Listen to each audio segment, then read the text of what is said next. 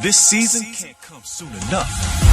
Why NBA history is always being rewritten. And why this game is about more than just basketball.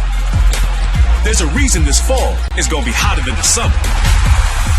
Why 2 seconds can feel like an eternity. And why any city can become the center of the universe. La radio qui vous parle de NBA, c'est Radio Off Basket. Le basketball, c'est mieux à la radio. And there is the man of the hour in probably the most anticipated debut of any first-year athlete in any sport. LeBron James will put it on the floor for the first time in a regular season game tonight. Bounce pass to LeBron. Milestone for LeBron James, youngest player ever to reach 10,000 career points. LeBron with a pull-up. James hit it.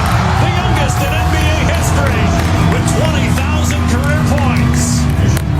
Congratulations on 20,000.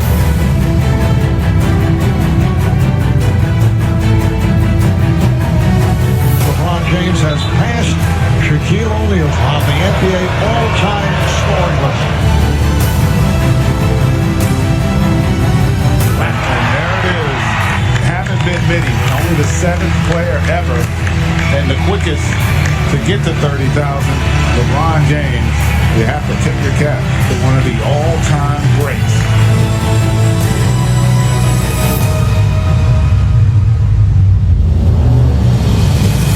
LeBron one-on-one with Cunningham, pulls up and hits it. And that's it. He has passed Dirk Nowitzki now on the all-time scoring list. 6th all-time. LeBron, here he goes into the lane. And count if it goes, he goes! He's tied Wilt for number 5, and he can pass him with a free throw. The 5th leading scorer in NBA history, passing the great Wilt Chamberlain.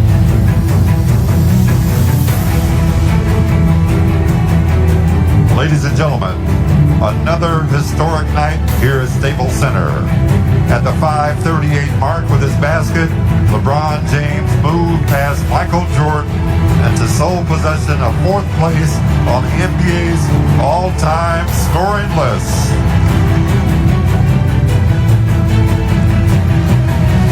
Congratulations, number 23, LeBron James, on this amazing career achievement.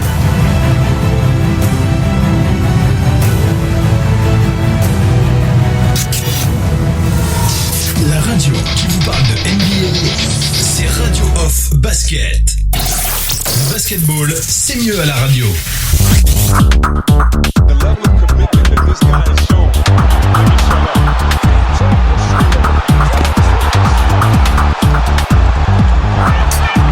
That's the way to get your first bucket, Mark. The steal and the finish. Allow me to introduce myself. My name is Brown.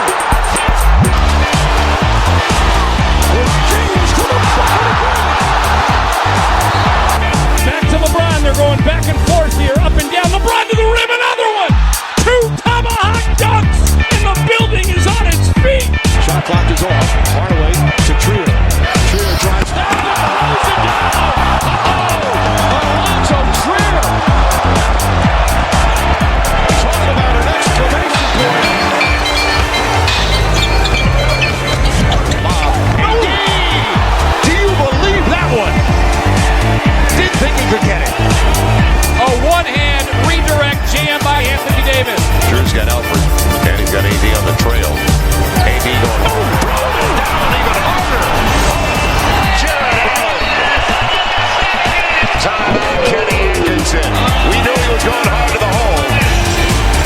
Fortunately, a good landing. Up by Rozier, 8 seconds to go. Rozier lead for Tatum. Gallant's ahead of Paul George and throws down a highlight slam over him. Paul George got some of that. Jason Tatum putting it down with 5.5 remaining. Oh my goodness gracious! You don't see that every day in the NBA. Pick and roll, Giannis on the loose. Oh, he did.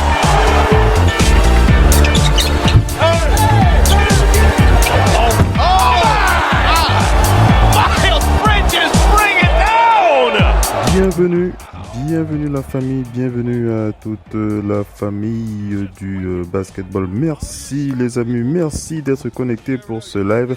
Vous êtes bien avec Oncle Phil Basket sur Radio Hall of Fame Basket. C'est le moment de faire le point sur l'actualité de la NBA, en tout cas l'actualité de la NBA dans les grandes largeurs, puisque c'est un spécial Team USA, comme on en a l'habitude depuis 3 épisodes, puisque on vous l'avait annoncé, puisque nous sommes en plein dans la Coupe du Monde 2019 et on a donc décidé d'enchaîner avec des épisodes spéciaux Team USA pour permettre de nous rapprocher au plus près de ces stars de la NBA qui représentent leur pays, hein, les États-Unis d'Amérique. Et on est un petit peu inquiet pour Team USA en ce moment. On est inquiet. Oui, mesdames et messieurs, on est inquiet pour plusieurs raisons qu'on va évoquer tout à l'heure.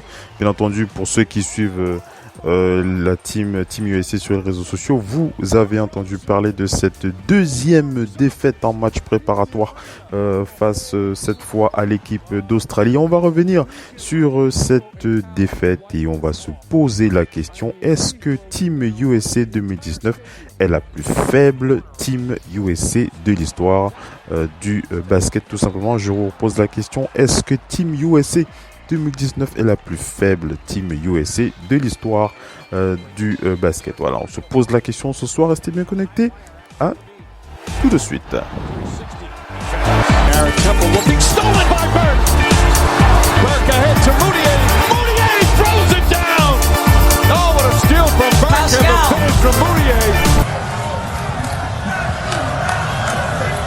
Pascal Siakam, a man who a year ago, we've talked about this, you couldn't stay on the floor, and yet in the games that mattered, game 1 and game 6, you were sensational. So how do you grow that much in such a short period of time, and what's it been like celebrating this with these men? Oh man, it's been an unbelievable experience for me, just learning every single day from these guys, and you know, this is my first rodeo, you know, being at this stage, and every single day, every single game in the playoffs, I keep getting better, I keep learning, I keep improving.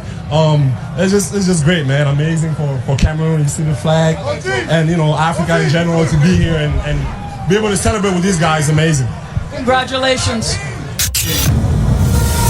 La radio qui vous parle de NBA, c'est Radio Off Basket. La radio qui vous parle de basketball, c'est mieux à la radio. Radio Off Basket. Le basketball, c'est mieux à la radio. And there is the man of the hour in probably the most anticipated debut of any first-year athlete in any sport. LeBron James will put it on the floor for the first time in a regular season game tonight. Bounce pass to LeBron. Milestone for LeBron James, youngest player ever to reach 10,000 career points. LeBron with a pull-up. James hit it. The youngest in NBA history with 20,000 career points. Congratulations on 20,000.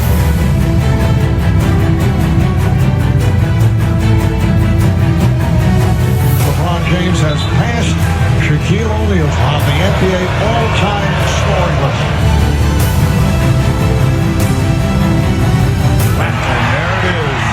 Haven't been many. Only the 7th player ever and the quickest to get to 30,000. LeBron James. You have to tip your cap to one of the all-time greats.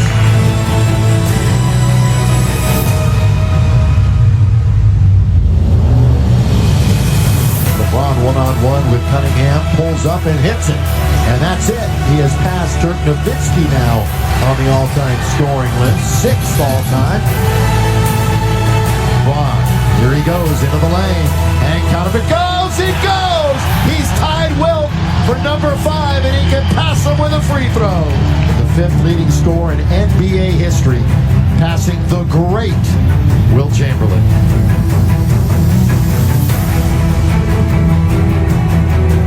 Ladies and gentlemen, another historic night here at Staples Center At the 5:38 mark with his basket, LeBron James moved past Michael Jordan into sole possession of fourth place on the NBA's all-time scoring list.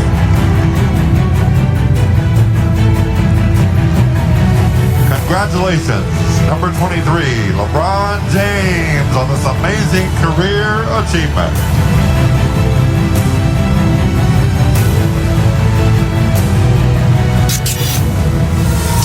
La radio qui vous parle de NBA, c'est Radio Off Basket. Le basketball, c'est mieux à la radio. And the Grizzlies are now down 3. What a turn of events on that, and the foul. What a mesmerizing jump by Moutier. La radio qui vous parle de NBA, c'est Radio Off Basket. Le basketball, c'est mieux à la radio.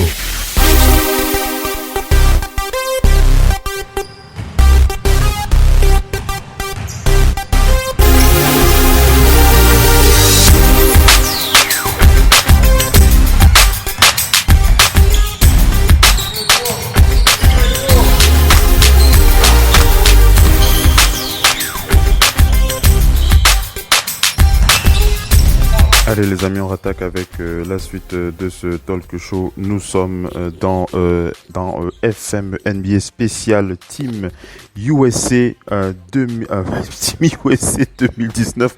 Je m'apprêtais à dire et je voulais parler donc de ce podcast, cet épisode spécial Team USA épisode 3. On fait le point sur l'analyse de cette équipe Team USA et on vous pose la question: est-ce que d'après vous Team USA est la plus faible Team USA de l'histoire? Alors pourquoi est-ce qu'on vous pose cette question? Je l'avais annoncé en début de talk show. Plusieurs raisons nous poussent à penser cela, tout simplement parce qu'il y a, donc comme je l'ai dit, plusieurs raisons et plusieurs facteurs qui nous font avoir véritablement peur pour cette équipe Team USA. Allez, on va commencer bien entendu par la nouvelle la plus moche, tout simplement, concernant Team USA. C'est la blessure de celui que l'on peut considérer comme le meilleur joueur de cette équipe. Le meilleur joueur de cette équipe, c'est bon, mais il fait quand même partie des meilleurs joueurs de cette équipe. Il s'agit de Ben Simmons. Excusez-moi. Je ne sais pas ce qui m'arrive ce soir.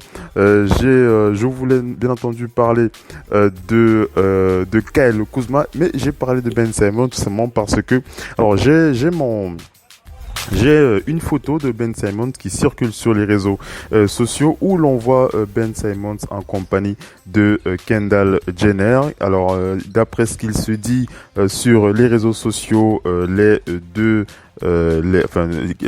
Simmons et Kendall Jenner, donc de la famille Kardashian, se sont donc remis ensemble et donc voilà, on a envie. Je suis en train de rigoler parce que c'est une histoire assez marrante. Allez, ça c'est pas du basket, mais ça nous fait bien rigoler. On a le doc ONP qui est avec nous sur le parquet de la Radio Off. Le doc, bonsoir, bienvenue dans le spécial NBA, dans le spécial FMNBA Team USA épisode 3. Bonsoir le doc. Oui, bonsoir tout le monde. J'espère que le week-end s'est bien passé.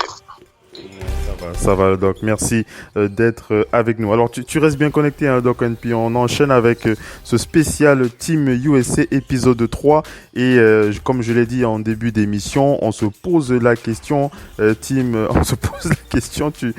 connais, tu sais qu'on aime bien provoquer sur le parquet de la Radio Off.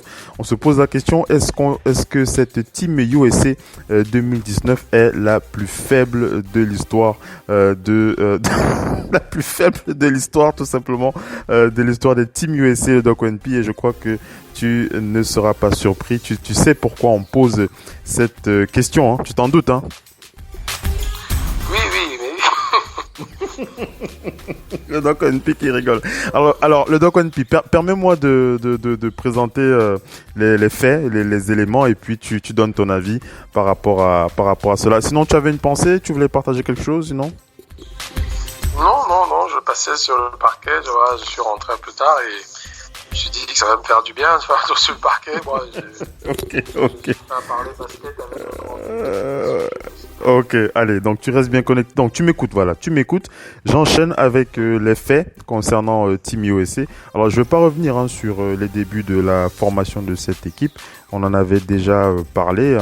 On va pas revenir sur les désistements des ténors de la ligue de la NBA qui ont pris la décision de ne pas rejoindre Team USA cet été pour une raison on va globaliser les choses. On rappelle que cette Coupe du Monde, la date de ce tournoi est assez proche, est très très proche de la rentrée NBA, et plusieurs joueurs ont décidé de se préparer plutôt pour la rentrée NBA plutôt que de prendre le risque d'aller avec Team USA et de revenir à la rentrée et de ne pas pouvoir être performant pour la saison. Alors ça c'est l'une des raisons officielles. D'autres raisons bien entendu peuvent être partagées si vous en avez envie. Bien entendu ça fait partie de l'intro. Ensuite on a eu la préparation avec Team USA, d'autres joueurs qui sont désistés les uns après les autres au fur et à mesure que les choses évoluaient.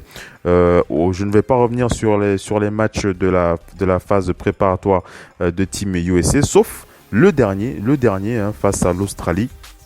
Mais avant de parler du match face à l'Australie, on rappelle quand même que Team USA a perdu l'un de ses meilleurs joueurs. Je pense même il fait partie quand même du top 3 de ses meilleurs joueurs. Team USA, il s'agit de Kyle Kuzma. Je reviens sur l'info officielle pour vous rappeler donc que Kyle Kuzma était donc absent de ce match face à l'Australie en raison d'une blessure à la cheville. Kyle Kuzma qui ne disputera pas donc la Coupe du Monde en Chine. Greg Popovich et son staff sont contraints de se séparer de l'ailier des Lakers. On rappelle qu'il était quand même le joueur apparemment le plus adroit de cette équipe à 3 points. Il était à 10 sur 16 au tir sur leur dernier match, donc 6 sur 8 à 3 points. La Team USA précise que Kyle Kuzma doit donc rentrer à Los Angeles pour entamer son traitement, ce qui signifie du même coup que les États-Unis ont bouclé leur effectif et qu'ils iront en Chine avec Joe Harris, Mason Plumlee et Derrick White. 3 éléments sur qui personne n'aurait misé il y a encore quelques semaines pour cette équipe Team USA. On notera d'ailleurs que Team USA ne possède plus aucun ailier fort de métier. Ils n'ont plus aucun poste 4 pur, Team USA. Ils évolueront avec 3 pivots et un seul véritable meneur de jeu. Alors, on va revenir sur le roster. 2 meneurs de jeu, Kemba Walker, Derrick White. À l'extérieur, nous avons Chris Middleton, Donovan Mitchell, Jason Tatum, Marcus Smart, Jaylen Brown et Joe Harris. Et à l'intérieur, nous avons Harrison Barnes, Miles Turner, Brook Lopez et Mason Plumlee. Donc voilà pour le staff, pour l'équipe Team USA. Et on revient sur ce match perdu, ce deuxième match perdu. On rappelle qu'ils avaient déjà perdu un match préparatoire, c'était face... c'était une sélection NBA G League, non ? Je dis pas de bêtises, Oui. C'était une sélection NBA G League, ils avaient perdu ce premier match. Ils ont donc perdu ce second match. Cette fois, c'est face à l'Australie avec un énormissime Patty Mills qui a claqué 30 points. 30 points dans la face des joueurs de Team USA. Donc, les 10 derniers points de sa part pour battre Team USA. On rappelle que l'Australie a remonté un déficit de 10 points en seconde mi-temps pour mettre fin à une série de près de 78 matchs remporté par Team USA et ce depuis 2006. Donc au-delà de cette défaite, c'est vraiment l'équipe Team USA qui inquiète, en tout cas moi qui m'inquiète, et j'ai envie de poser véritablement cette question. Est-ce que nous avons affaire à la Team USA la plus faible de l'histoire? Alors vous me direz peut-être que j'exagère un petit peu, mais j'ai bien envie de vous provoquer.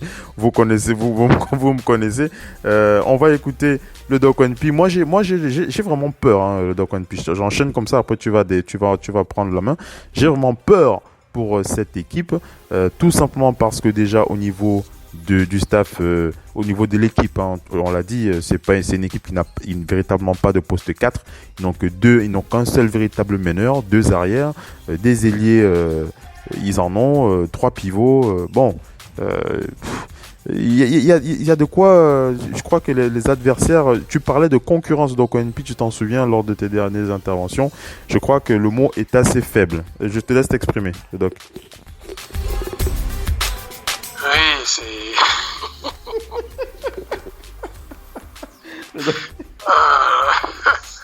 C'est terrible. Hein.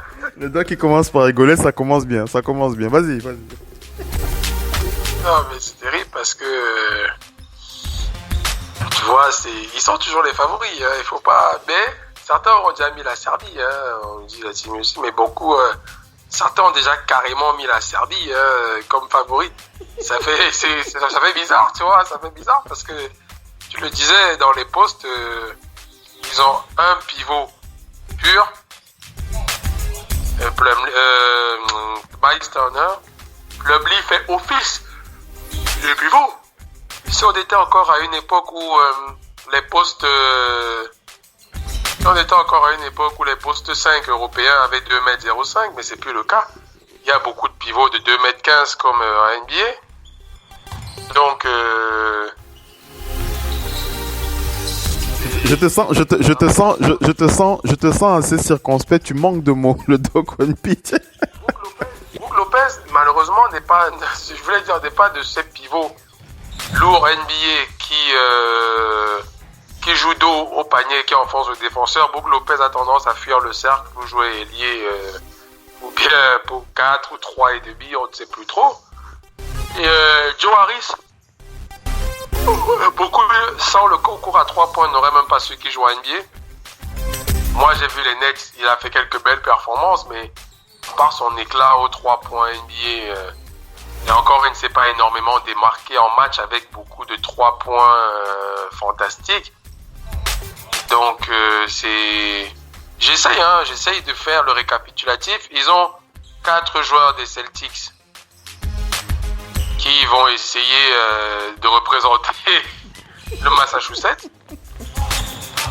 Mais après moi, Chris Middleton et Donovan Mitchell sont mes coups de cœur où j'aimerais pour moi ça passera par Kemba Walker, Chris Middleton et Donovan Mitchell. Mais est-ce que Donovan Mitchell est déjà prêt?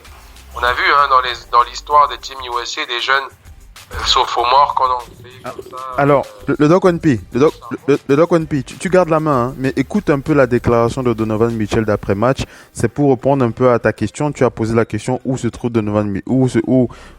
quid de Donovan Mitchell. Écoute ce qu'il a dit après-match. Il a dit, concernant la défaite face à l'Australie, il a dit « Je pense que tout le monde en fait toute une histoire, mais ce n'est pas notre cas. Pour nous, l'important, c'est que nous avons pris conscience que c'est une grosse bataille. C'est un peu différent du basket NBA. C'est quelque chose à laquelle nous sommes en train de nous habituer. Puis ces joueurs jouent ensemble depuis qu'ils sont bien plus jeunes. Nous n'avons que 3 ou 4 semaines d'expérience commune, dont il faut se mettre à leur niveau d'alchimie et mettre la même intensité aussi vite que possible. » Alors c'est vrai que pour revenir à l'Australie, ils jouent ensemble depuis 2009. Hein, pour ceux qui ne le sauraient pas, l'équipe les Boomers, ils sont ensemble depuis 2009. Donc c'est clair qu'en termes d'alchimie, avec les Team USA, ce n'est pas comparable. Mais j'ai le sentiment, le Doc One P, qui commence déjà à chercher des justifications. Bref, je te laisse t'exprimer. Vas-y. Oui, je me dis, il réalise.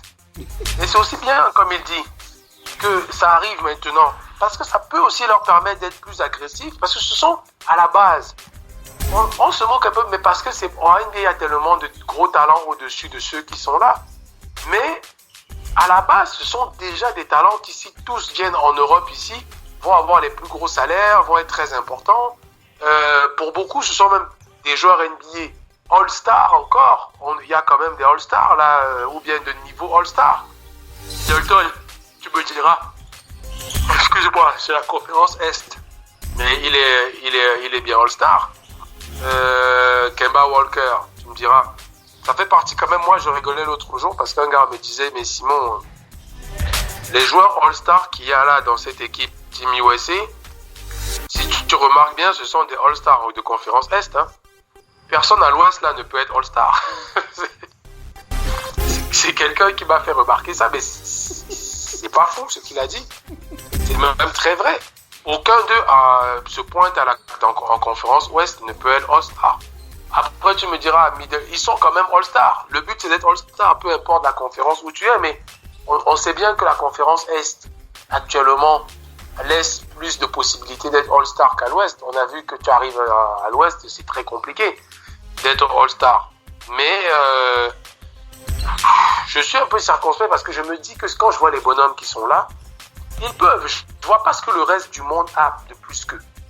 Mais comme il l'a dit, il y a un vécu, il y a l'expérience du basket FIBA et tu sens que mentalement, il peut avoir une fragilité de ce poids de Team USA. Ce poids de Team USA qu'ils ont et ce poids du monde entier qui attend leur chute. Les autres Team USA avaient toujours 2-3 joueurs capables de prendre le jeu individuellement et de dire peut-être qu'on coince, mais nous sommes des meilleurs joueurs de 1 contre 1 du monde, donnez-moi la balle. Ils avaient au moins 2-3 comme ça. On a vu Carmelo, on a vu même vers la fin des Kyrie Irving. Après, dans la grosse team, on a vu des Kobe Bryant, on a vu des LeBron James capables qui, à un moment donné, de dire c'est chaud, donnez-moi ça, je vais jouer du 1 contre 1. Même si je joue 5 1 contre 1 d'affilée, je vais en mettre 4. Et 5, j'en mets 4, ça fait minimum 8 points. Je dis même minimum parce qu'il y a d'autres 3 points. Donc, mais dans cette configuration, il n'y a que Kemba Walker. C'est pour ça que je dis Kemba Walker, Donovan Mitchell vont devoir à un moment dire on doit porter l'équipe. On doit porter cette équipe. Ça risque de devoir se positionner comme ça. Et je me dis, Miles Turner, c'est l'un des meilleurs contreurs NBA. Brook Lopez est quand même un 5 NBA, un poste 5 NBA reconnu. Ils vont devoir aller bagarrer et aller au charbon, à ce charbon pour prendre des rebonds, pour gêner les pénétrations adverses. Mais c'est surtout les périmètres defenders, s'ils n'en ont pas beaucoup, parce que quand tu vois là, dans leur équipe, il n'y a pas beaucoup de périmètres defenders et les équipes européennes ou bien FIBA tirent beaucoup à mi-distance et à 3 points. Ça combine et ça trouve un système pour tirer à mi-distance. S'ils n'ont pas des bons défenseurs là, on l'a vu, Patty Mills leur a fait l'amour comme ça à la fin du match. Mais il n'y a pas que Patty Mills, tout le reste du match, les Australiens leur ont montré que s'ils ne défendent pas à la périphérie, eux, ils sont des mecs adroits, mais en Europe, il y a de plus en plus de mecs très adroits et qui maîtrisent ce jeu-là. Donc, je suis circonspect parce que je me dis qu'ils peuvent. Après, je suis comme tout le monde, il y a une petite inquiétude quand même. Il y a une petite inquiétude quand même, mais... Tu reconnais qu'il faut quand même être inquiet quand même, hein. Il faut quand même être inquiet. Il y a quand même une petite inquiétude à avoir parce que, Phil, je vais te dire, il compte sur qui le plus dans cette équipe? Je les ai cités. Il compte le plus sur Jason Tatum, qui nous a éblouis pendant une demi-saison, pendant des playoffs. La saison dernière, c'était très moyen. On sait qu'il y a du potentiel, mais on l'a vu que sur une demi-saison, voire sur que 2 semaines, sur que 1 mois de playoffs, excuse-moi. Il compte sur Donovan Mitchell, qui nous a éblouis pendant une demi-saison, pendant des playoffs plus une demi-saison NBA. Il compte sur Middleton, qui, dans son système, on l'a vu que quand son patron, qui risque de jouer contre eux, c'est ça le pire. On parle des Australiens, mais ils vont tomber quand même sur un monstre. Je ne sais même pas si... à la prochaine émission, je pense que tu as sûrement prévu ça, de faire le point sur les équipes de ce championnat du monde. Bien sûr. Mais on fera le point sur toutes les équipes pendant la compétition. Là, on parle juste de Team USA. Un jour, sur le off, sur le mur de ce magnifique groupe Facebook qui est le groupe Radio Hall of Fame, la Grèce, beaucoup n'en parlent pas, mais ils ont non seulement le meilleur joueur NBA dans le MVP, mais ils sont le meilleur passeur européen. Ils ont le meilleur passeur européen et ils ont une armade.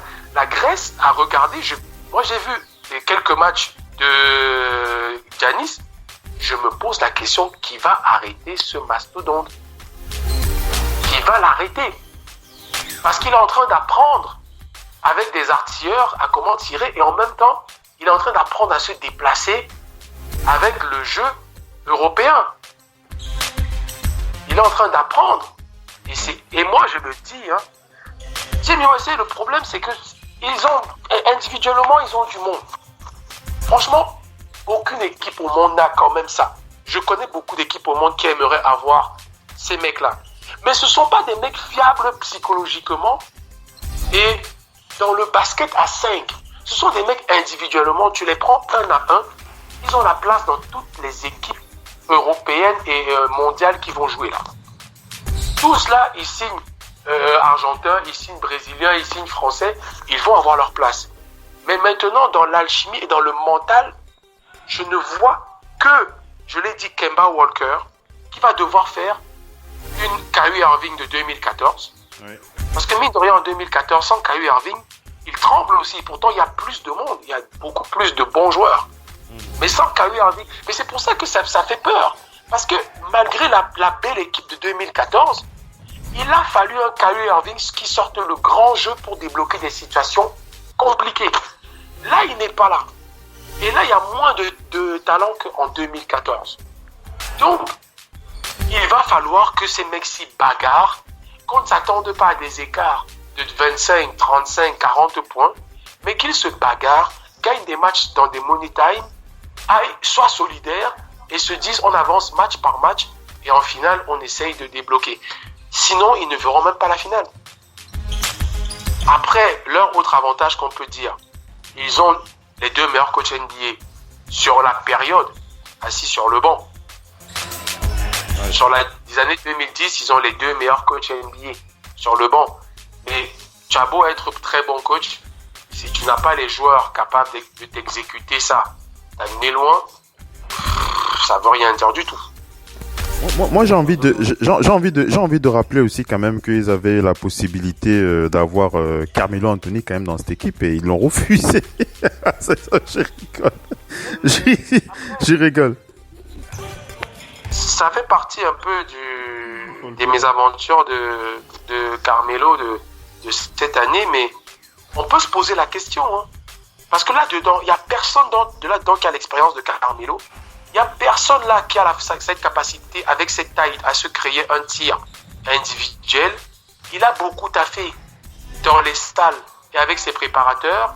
Donc, il aurait pu avoir une préparation dans les matchs amicaux, au moins pour voir s'il est capable de faire un match de basket 5 contre 5. Donc, ils ont refusé. Je ne sais pas si c'est Joe Harris qui a le niveau de Carmelo. Il faut qu'on se le dise. Que là-dedans, ils ont préféré du Joe Harris à du Carmelo. C'est bien ça, parce que dans cette équipe, au poste de Carmelo Anthony, c'est... Bon, Chris Middleton a sa place.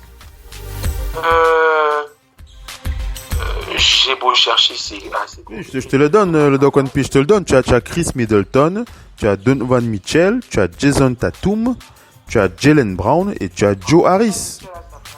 C'est ce que tu as. Après, au niveau meneur de jeu, tu as Kemba Walker, Derek White. Bon, je mets Marcus Smart aussi entre les deux parce qu'il est 1 et 2 à la fois. Mais c'est vrai que moi, quand je regarde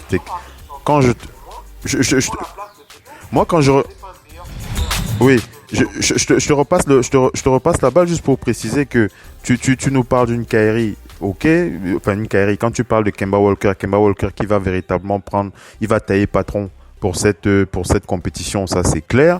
Derek White, il est tombé. Je sais pas si tu as vu la chute qu'il a fait pendant l'Australie. Il s'est fait très très mal. Je sais pas s'il est à 100%. C'est le deuxième meneur de cette équipe. Chris Middleton, c'est une valeur sur à l'aile, oui. Mais est-ce que c'est Chris Middleton qui va porter l'équipe? Moi, je dis non. Donovan Mitchell, c'est une valeur sur oui. Mais est-ce qu'il va porter l'équipe? Est-ce qu'il a le mental? Moi, je doute un peu de son mental. Je le vois pas jouer un rôle à la Kobe Bryant en fin de match et gagner et finir le match. Jason Tatum, lui, je le sens un peu. J'ai un peu d'espoir sur Jason Tatum. Oui, je sens qu'il peut nous faire rêver. Enfin, nous faire rêver, c'est un grand mot. Jaylen Brown, c'est un peu un Draymond Green, hein. C'est pas vraiment le mec qui va porter l'équipe dans le sens que l'on croit. Marcus Smart, c'est le défenseur, c'est lui qui va porter la voix en défense. Joe Harris, tu en as déjà parlé, le Doc One P. À l'intérieur, on a Harrison Barnes, le Doc One P, toi et moi, on le connaît. Harrison Barnes, c'est quelqu'un qui a besoin d'un leader. C'est pas lui qui va leader. Miles Turner, il est excellent avec les Pacers, mais est-ce qu'il a l'expérience? Non. Brook Lopez, c'est le seul intérieur qui est, enfin, de mon point de vue, tu as parlé, Brook Lopez, c'est le seul. Mais est-ce qu'il va pouvoir... ça va être compliqué le Doc NP. Je sais pas si tu te rends compte. Hein. Moi, je suis complètement... Vas-y, je te laisse parler. Non, mais tu as tout dit. J'ai beau chercher dans ma tête. Pour moi, c'est Joe Harris qui prend cette place de Melo.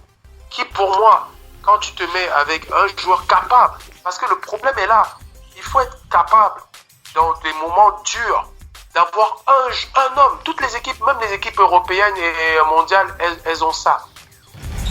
Elles ont un homme qui, à un moment donné, on l'a vu avec l'Argentine, on l'a vu avec d'autres équipes. L'Espagne même, à un moment donné, on a vu Gasol, à un moment, prendre les choses en main.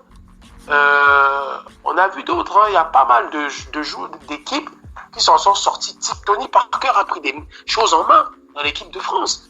Donc là, l'équipe Team USA a toujours eu ça. Et malgré le collectif, il y a toujours eu un homme qui a la main chaude ou bien qui est une superstar NBA qui a dit donnez-moi la balle, on est en danger. Mais là, Kemba Walker, pour moi, est seul. Mais est-ce que Kemba a ce type et expérience de cette compétition pour aller chercher? Moi, on l'a vu dans le passé, Melo, le faire malgré les stars autour. Melo a dit donnez-moi les balles à 3 points, je suis indéfendable avec 2m08 et mon jump shoot, celui qui veut défendre sur moi va faire faute. Mais Melo l'a fait, et surtout que la ligne est à 6m25 de 7 mètres. Melo a fait ça dans le passé. Melo n'a pas perdu son tir. Melo a peut-être pas une bonne défense, mais je pense que dans ce genre de basket, c'est plus une défense collective, c'est pas du mano à mano. Donc, voilà pourquoi à Team USA, il a toujours réussi pour moi, parce qu'il n'a jamais eu besoin de se débattre dans du mano à mano. Oui. Donc, pourquoi ils l'ont refusé? Je n'en sais rien. Peut-être parce qu'ils ne voulaient pas paraître pour une équipe qui va chercher très loin ou manquer de respect à ceux qui sont là pour dire on préfère prendre un joueur qui n'a jamais joué de la saison pour nous sauver. Peut-être que ça allait passer comme une insulte au niveau de talent NBA. Je n'en sais rien. Peut-être qu'ils n'ont pas voulu insulter leur propre ligue. Parce que ça aurait été quand même insultant pour la ligue de dire votre team, on va prendre un mec qui n'a pas joué de la saison pour vous sauver. J'ai fort l'impression qu'ils se sont dit peut-être que bon, on va pas passer pour ça. En tout cas, je sais pas si tu as vu quelques commentaires sur Twitter, mais les fans américains à Team USA, ils sont déjà en pleurs. Hein. Ils sont déjà en pleurs, mais en tout cas, on va rester. On n'a pas beaucoup de temps là pour lire les réactions des Américains sur les réseaux sociaux, mais je t'assure que on peut couler une larme avant la fin de l'émission. Mais allez, on va rester optimiste pour Team USA et comme tu l'as dit, le Doc NP, ça va rendre cette compétition intéressante. En tout cas, je pense que ce sera la Coupe du Monde la plus intéressante à laquelle on est assisté depuis assez longtemps. Ça, on peut quand même le dire.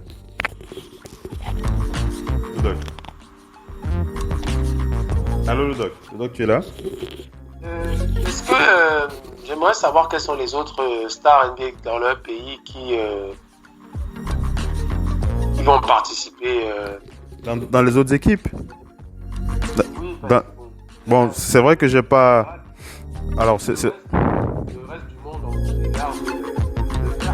C'est vrai que là j'ai pas traité clairement le sujet, mais on reviendra dessus pour les prochaines éditions. De toute façon, la compétition va démarrer bientôt. On aura le temps de bien lister ces éléments-là. Donc il n'y a pas de souci. D'accord, parce que la Slovénie, Doncic, il y va. Oui, il me semble que oui. Il me semble que...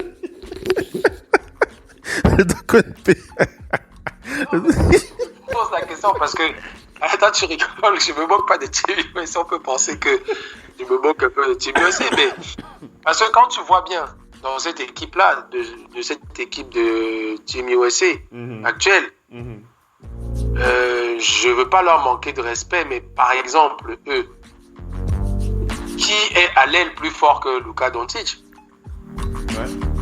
On peut se poser la question, hein. On peut largement se poser la question. Parce que Middleton a été, comme je l'ai dit, All-Star à l'Est. Et même dans ses stats de saison, il ne dépasse pas Doncic. Dans ses stats de saison, il ne dépasse pas Doncic. Donc, c'est assez. Je le dis, c'est parce que. Et quand je parle de Doncic, on peut penser qu'il n'y a que Doncic. Mais Goran Dragic est dans cette équipe.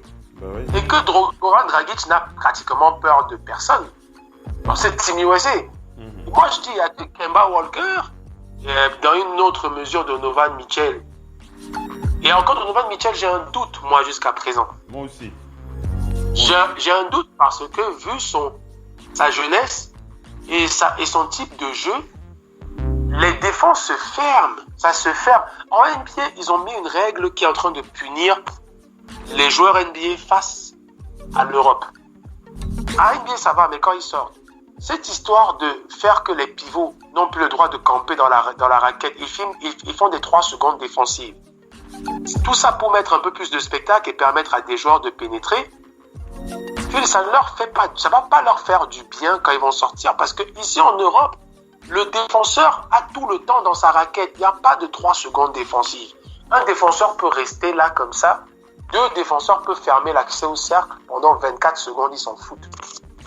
Et les pénétrations, les dribbles pour aller au cercle de Donovan Mitchell ou je ne sais pas qui d'autre, là, des Kemba, ils vont tomber sur des mastodontes de 2,10 m et plus qui campent dans cette bouteille et disent il va ressortir au pire. En tout cas, ça va être compliqué. Je pense que pour bloquer, ça va mettre des 3 points, il n'a qu'à mettre. En tout cas, ça va être compliqué le Doc NP. Allez, on est arrivé à la fin de ce talk show. C'est vraiment une page flash. On fait le point rapidement sur Team USA, mais on vous l'a dit, on reste connecté à cette équipe et puis on va continuer à suivre cette compétition. Doc NP, un dernier mot pour la fin de ce talk show. Oui, vivement le début de la compétition, ça arrive là, mais vraiment vivement le début de la compétition, c'est tout ce que je peux dire. Mais on aura du bon basket, ce sera serré. Ouais. Et je pense qu'on va enfin avoir une Team USA qui va devoir jouer collectif et oublier performance, à moins que Kemba Walker se révèle au monde entier. Nous, on le connaît déjà NBA, mais là, se révèle au monde entier comme un monstre. Sinon, vivement le début de la compétition. Je reviens sur le programme rapide de Team USA. Donc on rappelle, ils se sont entraînés aujourd'hui du côté de la Kudos Bank Arena à Sydney. Donc demain, ils affrontent le Canada, le Doc NP. Le dernier match préparatoire avant la Coupe du Monde de Team USA affronte le Canada. Greg Popovich a dit que c'est une équipe très speed. Il court vite, l'équipe canadienne. Ça va être intéressant aussi à voir. Allez, on a. Contre l'équipe Canada, c'est demain. C'est demain.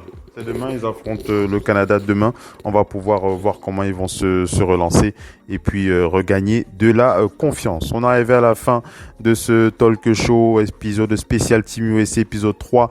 Vous avez compris, nous avons des craintes concernant Team USA et des craintes légitimes et on espère qu'ils vont pouvoir nous faire mentir pour la suite des événements qui arrive. Le Doc NP, merci d'avoir été connecté avec nous. À la prochaine sur le parquet de la radio. Merci à tout le monde. On sera là cette semaine à mardi ou à jeudi. Pas de souci. J'aurai un peu plus de temps. Voilà. Merci Doc NP. Passe une bonne soirée. Merci à toi. Merci à tous ceux qui étaient connectés pour ce live. On vous donne rendez-vous pour les prochaines éditions sur le parquet de la radio. Restez bien connectés sur Radio Basket, la radio partenaire officielle NBA. Ciao les amis. Bye bye.